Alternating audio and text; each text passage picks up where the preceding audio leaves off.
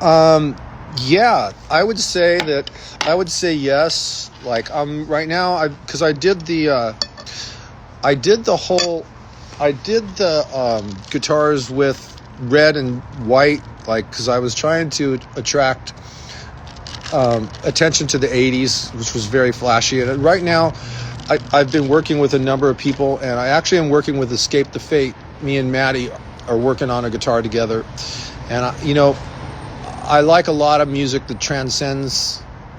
So I'm working on some guitars that kind of got some emo artwork on them. They kind of got some stuff going on, like the Nightmare Before Christmas type artwork shit in my mind. And when it gets on the guitars, inevitably, whatever's percolating up here on the left side of my brain somewhere, I'm going to do some emo guitar artwork on some metal guitars, and they're gonna be black as fuck. They're gonna be dark guitars. Maybe I'll even put, like I'm gonna put either rosewood or ebony boards on them just to make them dark 100%. So yeah, that's a great question, and look for some of those to be available.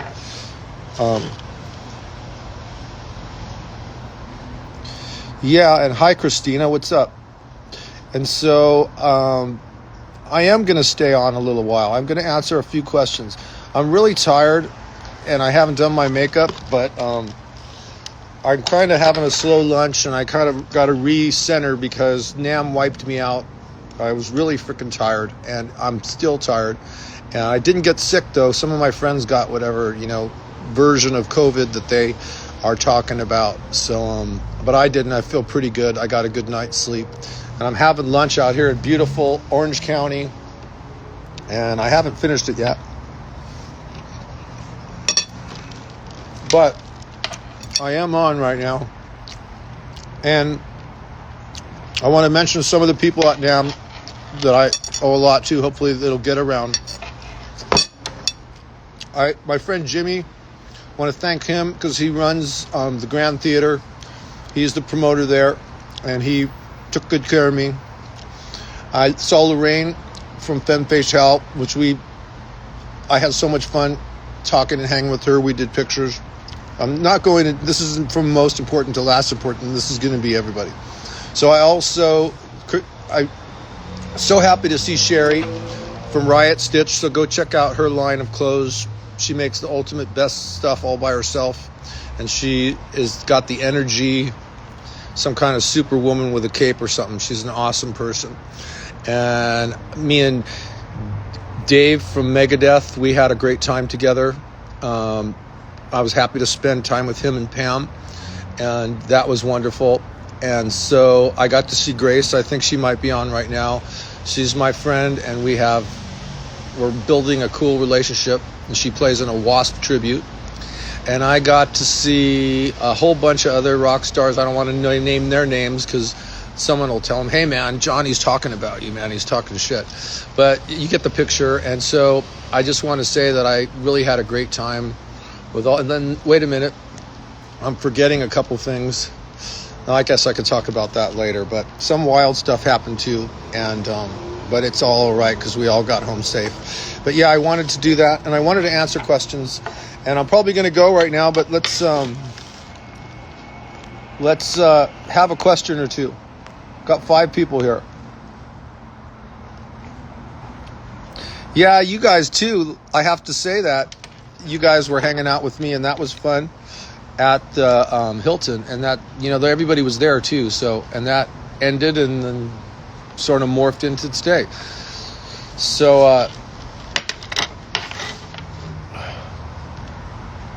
Sure, Lisa. I think I know who you are too.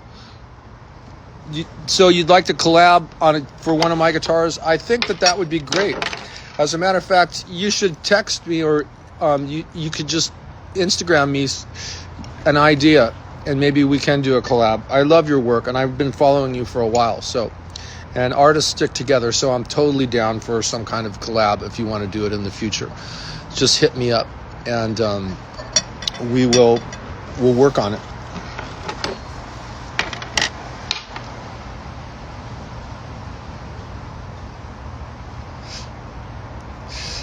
I will do more lives, but I want you to be there for them. I'm going to start to do more lives. It's hard to not be in my pajamas, to be honest with you. I mean, even when I make guitars, I'm like, I'm just going to go to work and I just wear whatever, so, and I feel like I'm just not 100% ready all the time, which I'm not today, but I'm just doing it just for the fuck of it. But yeah, so the Bruce Kulick guitar, I saw you ask that question about the Bruce Kulick guitars. And we know that Bruce Kulick is from Kiss. And I was interviewed by a number of big name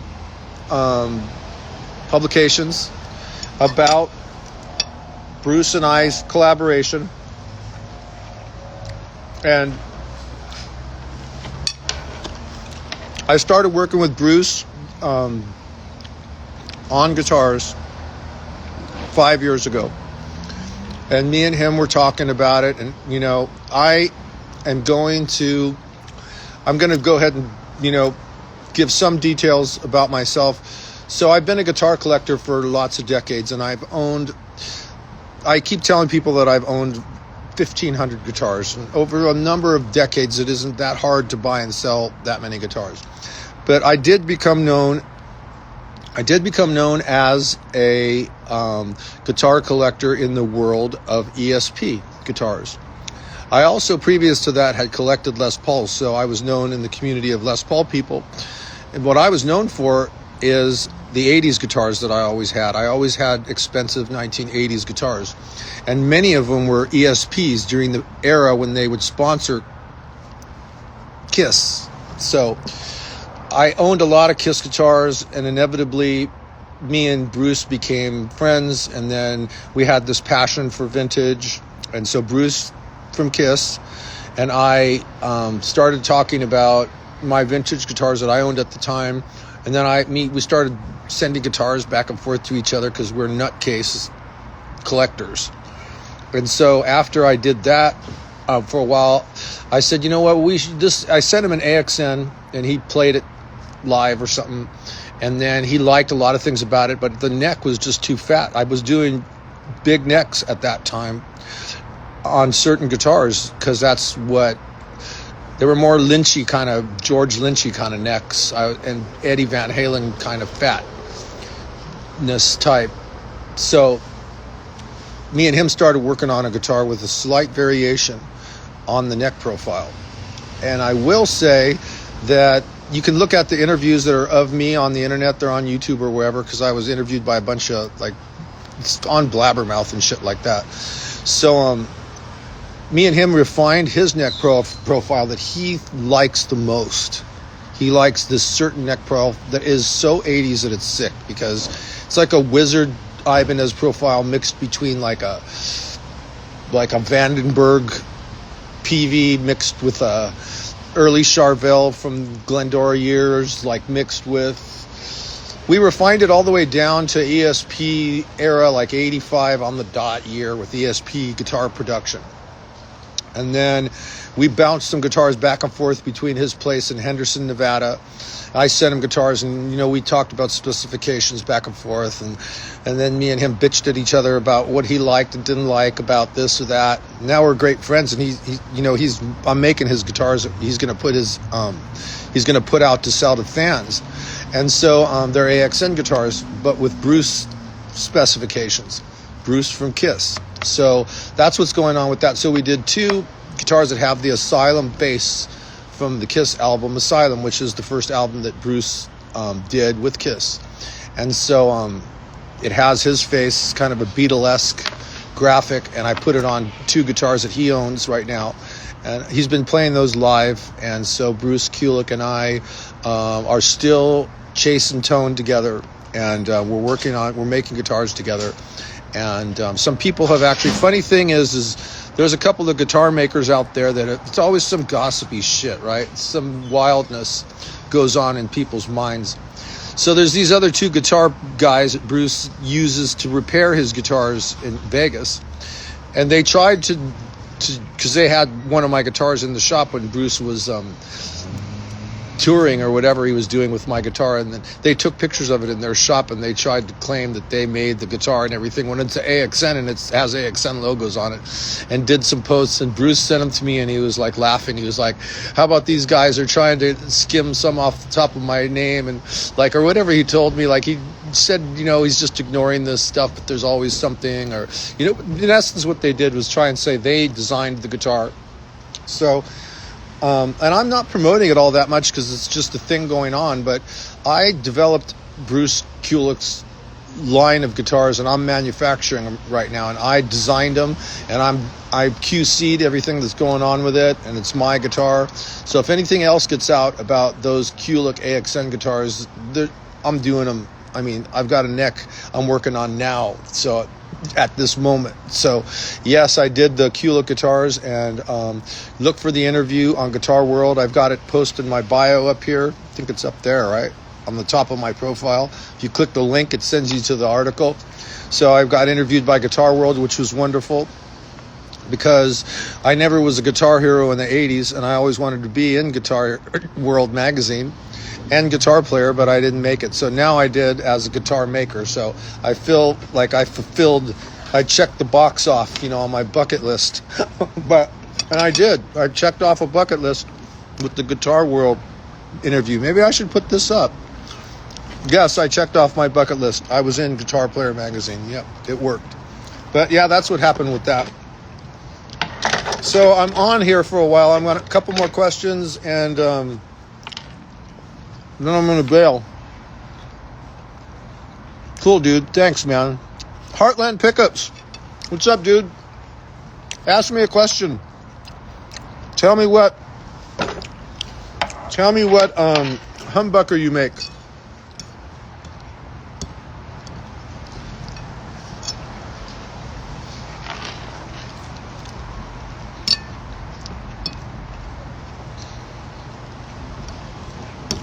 Should I do more lives? I hate doing lives.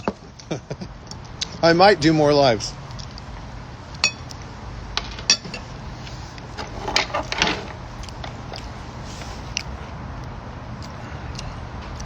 Thanks, Jenna. Keep in touch, okay?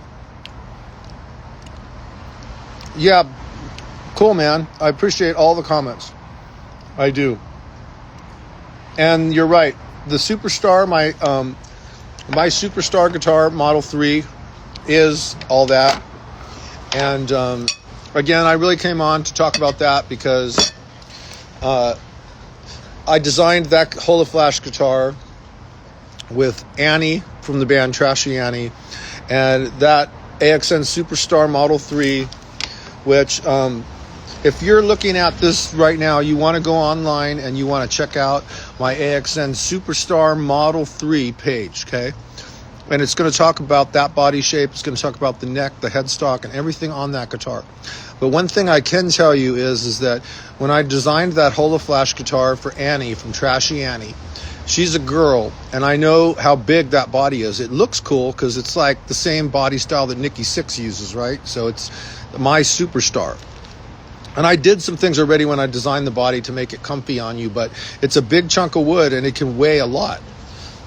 So, and I know you're interested in this, Jenna, because you're a girl, and even I can't carry around this big, heavy guitars. So I designed this guitar for Annie, and when I did it,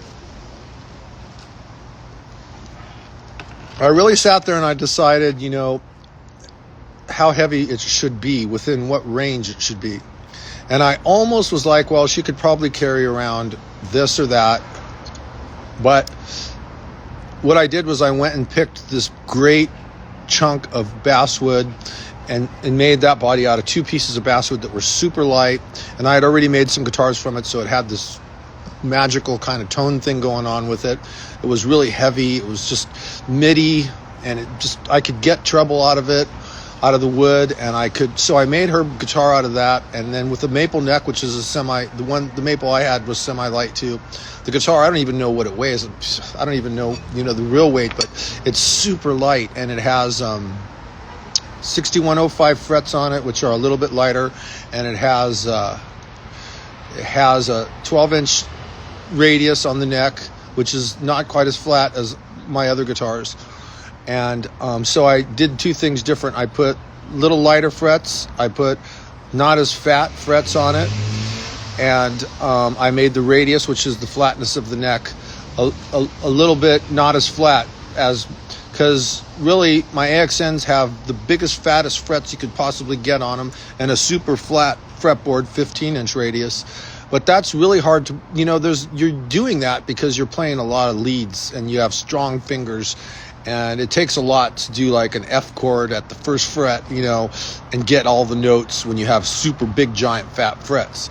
But it isn't, it's possible, but I can do it, and I love it on my guitars. But girls, there's a few things, like I put a lighter gauge of strings on that guitar for her, and 9s, because I play with 10s, and it's just easy to play. It's still a monster guitar. So yeah, that's what I did with that SuperStar, and it was a beautiful guitar, so I'm real happy to be able to talk about it. And more power to Annie, and her guitar players are playing it live too. It sounded great at the House of Blues, and I got a lot from it. So thanks for those questions.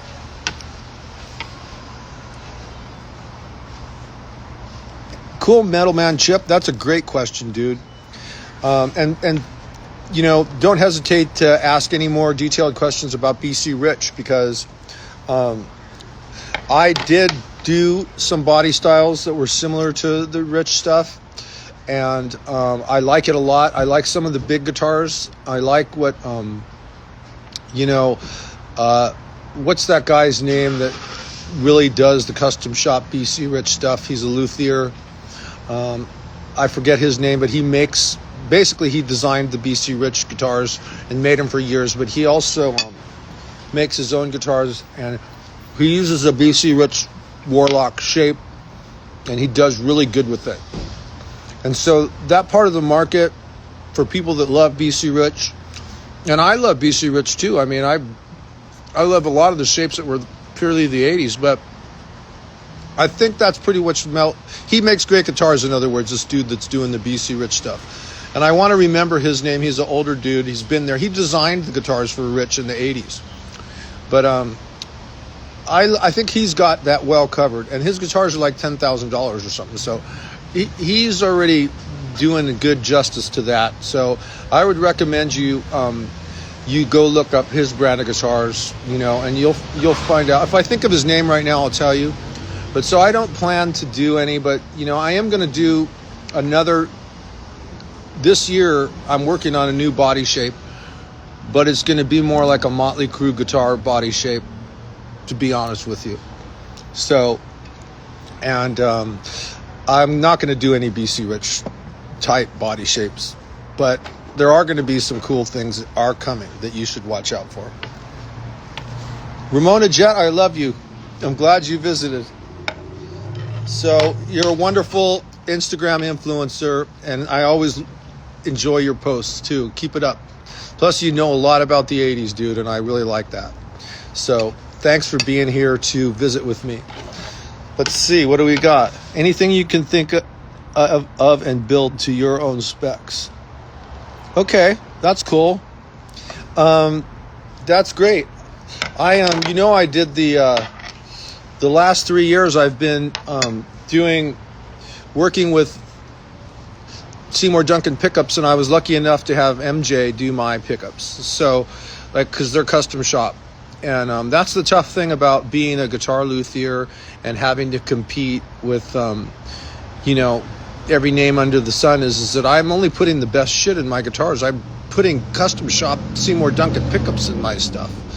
So, what do you think those cost to do? I mean, I just bought 20 pickups just recently because it's got orders to fill. So the pickups mean a lot to me, and I like you because I keep seeing your stuff. I need to look more into it.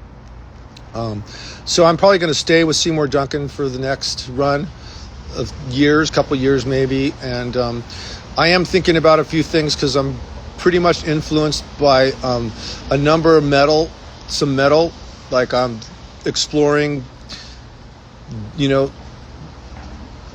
some tunings with the guitars where I'm going to keep the same scale length of my guitars, but I'm going to do like a drop C guitar or something that's just for that. So I'm probably going to go with some kind of custom wound pickup that I designed, maybe. So I don't know what I'm going to do there. Maybe I'll use a Duncan pickup for that. I don't know. But I'm doing some things with some new designs that are just made for metal too. So because I think I could create a masterpiece metal guitar that just does that, a darker guitar, let's call it. So I am going to do that, and that's true.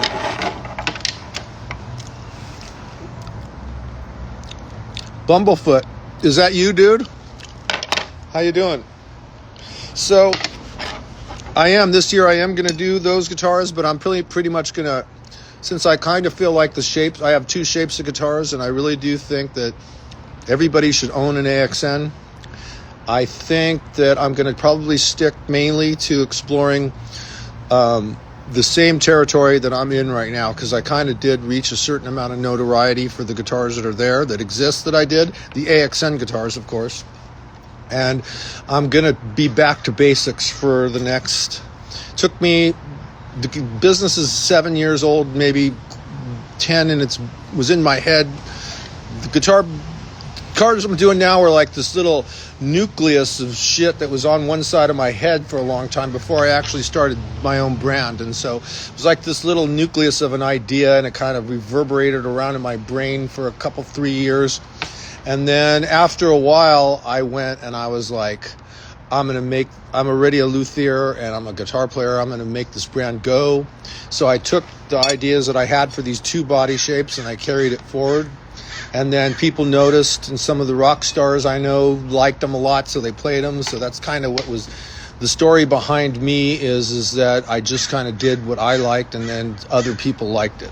So I'm back to basics now for the next 24 months, but I am going to do some darker guitars that are for, like, if you tune to D, if you tune to D and then you want to drop that, what that makes you makes your string, the mathematics of the string vibration change a little bit.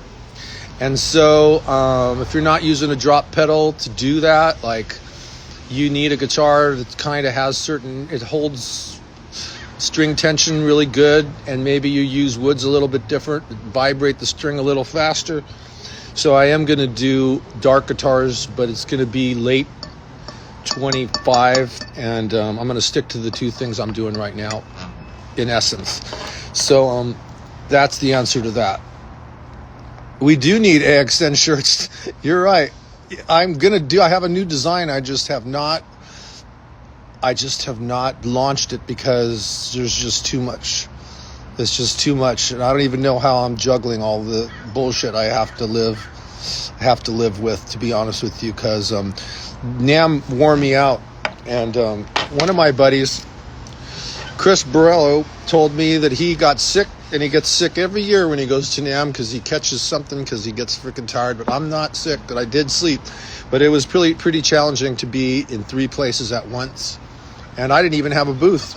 Just one of my guitars was there. So more power to you if you went to NAMM. So, any questions? Let's see. I think I missed a question. Yeah, my guitar necks. That is a good question. I mean, I could tell you how I make the necks, or I could tell you some secrets about the neck of a guitar, because really what I did was I had to know, because I played guitar for so long and I collected. Remember, I'm a known collector. Mainly, I'm the most well-known collector of ESP guitars in the United States. And that means that there's only guys that know more about ESP guitars are in Japan. The only guys that know more about them are in Japan. So I'm in pursuit of tone at any one moment. So what I did was, I owned so many guitars, I literally sat there and I took notes like you would if you're writing songs. You know, if you're going to jot down your fucking lyrics. Like, I sat there and figured out what the neck fatness was at every fret, what it would look like it was made of, the kind of truss rod was in it.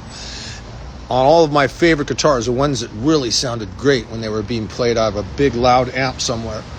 And so I narrowed it down to after a bunch of years, and I realized the direction that the wood needs to be cut in when it comes off of the tree, and whether or not the fretboard needs to be the same piece of wood as the back of the guitar neck needs to be. That makes some difference. And what the size of the frets do, and like how dry the wood has to be in order for it to sound good. And also what the wood needs to be made out of. If you're on tour and you go to different climates, do you want it to bend when you go to Brazil for 3 weeks because it's a wet climate or a dry climate or whatever? There's things that matter. So I figured all that shit out, and I applied it to myself. And because the secret is that the guitar neck is responsible for 62.5% of the tone of your guitar. And that's, you can quote me on that. The guitar neck is responsible for 62.5% of the tone of your guitar, and then the balance of the percentage of your guitar, everything else, is responsible for that percentage. So that means that if you have an ebony neck and it's got a mahogany back on it, that's responsible for 62.5% of the tone of your guitar. And this is in my humble opinion. So what's the acronym for that? Tell me that real quick. No. So in my humble opinion, the sum of the rest of the parts are responsible for the other percentage that's left after 62.5%. So you could put a pickup on a certain kind of wood body and connect it to that neck, and it'll change that percentage of the tone. So and another thing I can tell you about, and maybe people are going to be upset with me, but they might or may not like it, but then my buddy Tommy from Tesla is quoted as saying this too, because I interviewed him and he actually said this: when your guitar neck is not a neck through or a set neck guitar, it makes the guitar come alive. That's the words that Tommy told me. As much full of shit as he is or isn't, he told me that when a guitar that's not a one-piece guitar, when it just comes alive because the neck is connected to the body. And I haven't been sure I agreed with the come alive part, but I think that it might be true. I think it's pretty much true. So that's my story, and I'm sticking to it. Okay, I got 7 people here, and I want to answer your questions. So I'm sharing. Yes, Jenna, I love you. You're an awesome person. Thanks for sticking around. Let's see. I don't see any questions that are urgent. I think I was nice to see Lisa Brady Studio here. I love your work. And of course, Metal Man Chip, thanks, dude. So I think I'll stick around for a few more minutes, and then I am going to go work, because I have to do some. There's 3 things that are urgent that one of these guys' guitars needs to get out. I have to play it. So what time is it now? It's 3:22 in California. I'm not going to finish the things I have to do until like 6, and then I'm going to try to put 2 hours of work in on his guitar, and then I am going to get it ready so it can be shipped. So I actually have to do work. I'm not procrastinate on this lunch, but I'm going to stick around for a few minutes just to see if I get any more questions about the NAMM show, or about that AXN SuperStar with Holoflash that was on display at the NAMM show.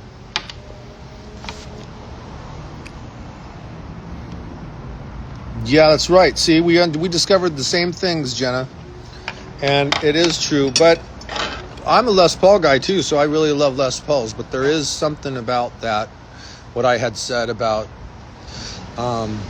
guitars that are have a neck and a body connected to each other. So it is pretty interesting. So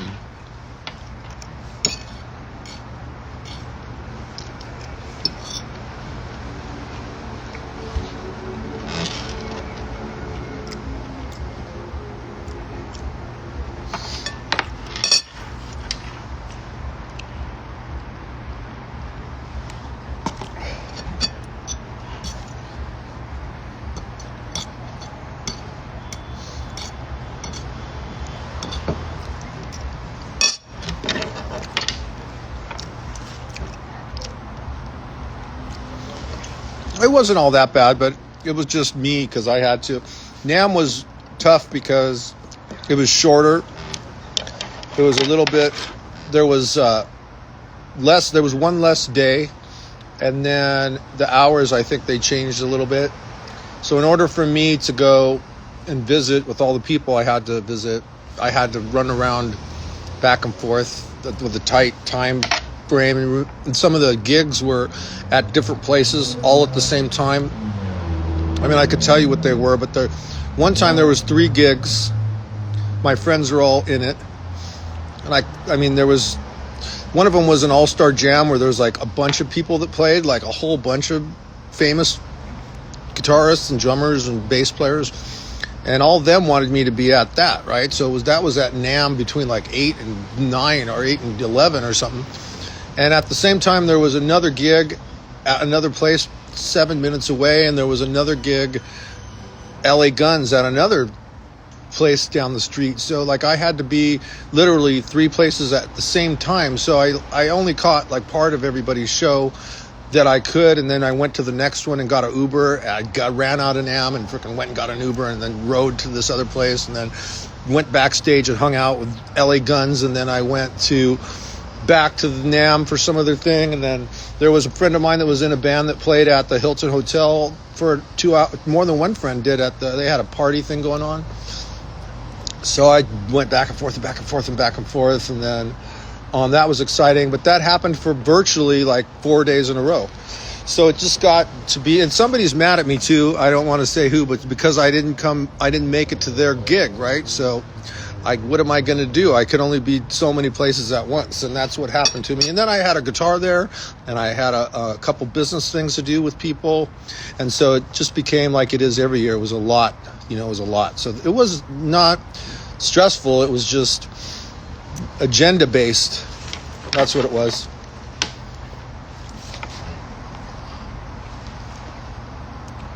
All right, you want to rep an AXN t-shirt? That'd be cool. I'm doing a new one. I'm going to do a new one. What's up, Rock and Roll Keith? Dude, I love you, man. I love all you guys. I hope you stick around. So ask me a question before I leave. I got a little bit to talk about, and I'm happy for the response. I will do more lives. Thanks for asking. So, let's see. Anybody else? I think I'll wait for a minute or two, and then I'm going to bail.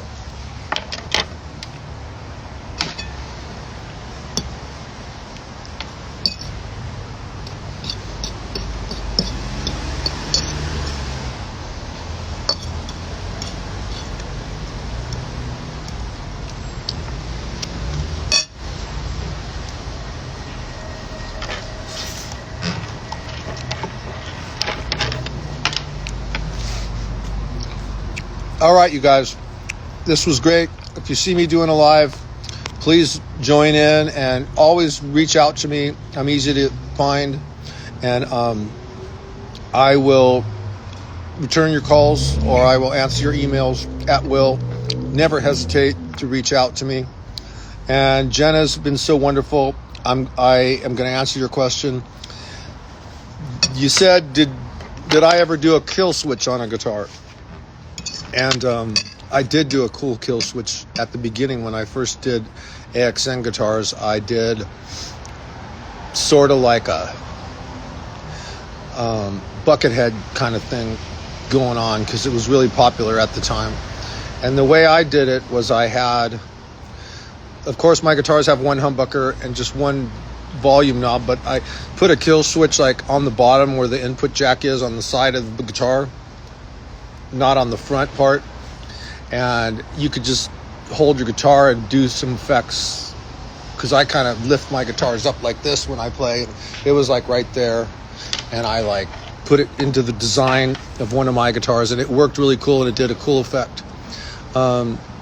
And that is a cool effect that you actually can get in other ways too. And I try to just not have a lot of things in the chain, so I wire things directly to the volume, and there's no tone controls, so I just didn't want one more thing in the wiring chain. So inevitably the fad kind of passed for kill switches, so I just didn't do them.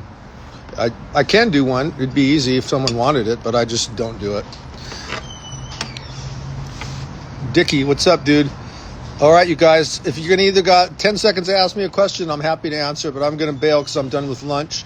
But I am gonna do a live possibly later today, and I really appreciate that you guys stopped in. So if you got any more questions, I see a couple people stepped in, I'll answer them, and otherwise I'm gonna bail for lunch and go do some work on guitars. Maybe I'll do a little bit of posting. I'm gonna post some photos and some other things for you guys. Okay, so thanks for visiting. If there's a question, send it now in the next 10 seconds when my lips are done moving. And I think my lips are just about done moving, so I am probably going to go. Again, before I go, keep rocking, keep rolling, and don't forget to hit AXNguitars.com. That's AXNguitars.com. We'll see you guys later.